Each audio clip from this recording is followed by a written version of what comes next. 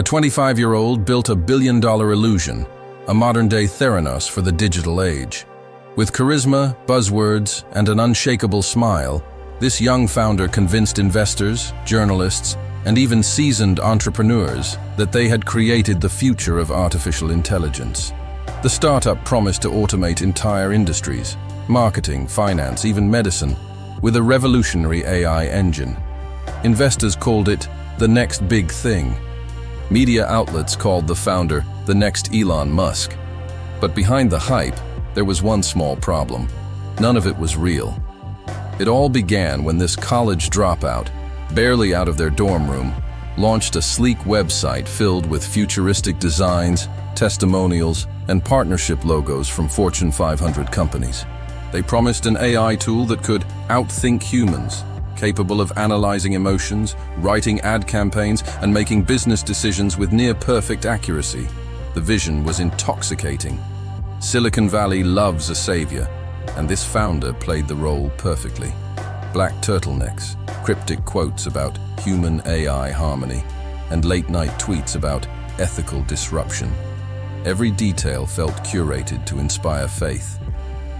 Investors poured in millions. Within a year, the startup was valued at over $300 million. The founder gave TED-style talks, shared inspirational videos, and appeared on magazine covers with headlines like, "The Face of the AI Future." But inside the company, the reality was chaos. The revolutionary AI was actually a repackaged Google API, a system anyone could use for free. Employees knew it. Some tried to fix it. Others were too afraid to speak up.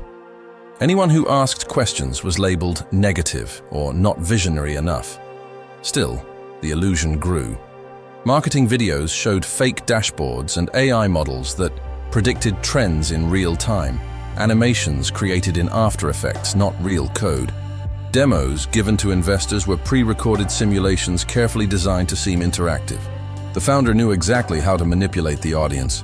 Throw in a few futuristic animations, use big words like blockchain integration and neural ethics, and no one would notice the missing substance, and no one did. The company kept raising money. By its second year, it had raised over $120 million. The founder bought a penthouse, hired a personal videographer, and built an image around being a visionary too busy changing the world to explain the details. "You don't question Einstein while he's still writing the equation," one investor said during an interview. But then something changed. A mid-level engineer, we all call him Ethan, started digging into the company ES backend. He found that the so-called AI engine was nothing more than a combination of open-source scripts patched together. The fancy algorithms the founder claimed to have invented didn't exist. When Ethan confronted his manager, he was told to focus on PR deliverables. 2 days later, his access to company systems was revoked. Soon after, Ethan anonymously leaked internal emails to a small tech blog. One line from the founder stood out: "Just make it look like it works. Investors don't care about the details." That single sentence spread like wildfire. Within hours, journalists began investigating. The empire of illusion started to crack. Clients complained about delays. Investors demanded audits. And suddenly, the founder's motivational quotes about truth in technology became ironic memes online. But instead of admitting guilt, the founder doubled down. They appeared in a live stream, confidently claiming they were victims of a misinformation campaign. They said the leaked emails were taken out of context and that their technology was in beta testing on secure servers. Of course, no one ever saw those servers. Within a week, regulators got involved. The SEC opened an investigation. Whistleblowers came forward, confirming that the startup faked data, used non-existent clients, and even photoshopped partnerships for credibility. Former employees shared horror stories, toxic leadership, fake prototypes, and a culture that rewarded silence. The founder's dream had finally collapsed under the weight of its own lies. The media flipped overnight. The same outlets that once called the founder the next Steve Jobs were now calling them the face of the new Silicon Valley scam. Late-night talk shows joked about the AI company that forgot to build the AI. The founder's name became synonymous with deception. And yet, even in the ashes, they refused to accept blame.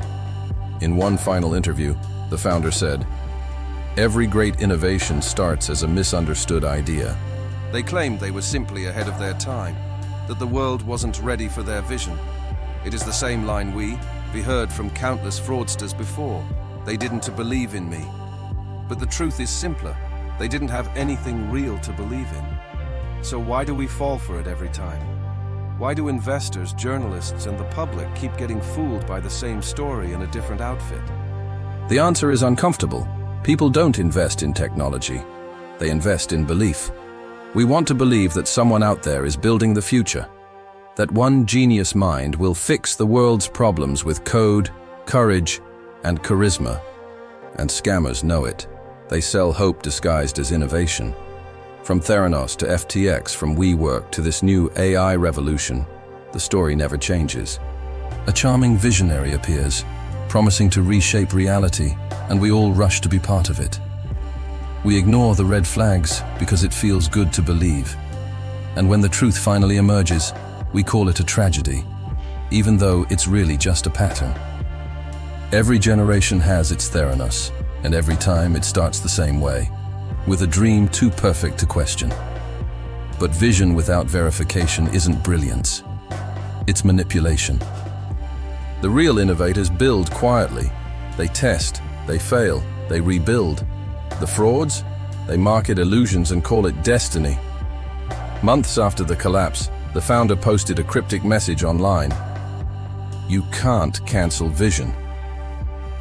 A few weeks later, a new website appeared, a new company, promising to revolutionize human connection through the metaverse. Same founder, same story. And guess what? Investors are already lining up again, because the cycle never ends. We crave hope. We crave heroes. And somewhere between ambition and delusion, we forget to ask for proof. This is the age of illusion, where the line between innovation and deception grows thinner by the day. And if history has taught us anything, it's that charisma sells faster than truth. But truth always wins, eventually. So, before you believe the next genius with a grand vision, remember, it only takes one missing line of code to expose an empire of lies. This is Truvo, where we uncover the stories powerful companies don't want you to hear. Don't forget to like this video, subscribe to Truvo, and share it with someone who still believes every tech messiah is the next savior. Because the next fake empire is already being built, and you deserve to know before it collapses.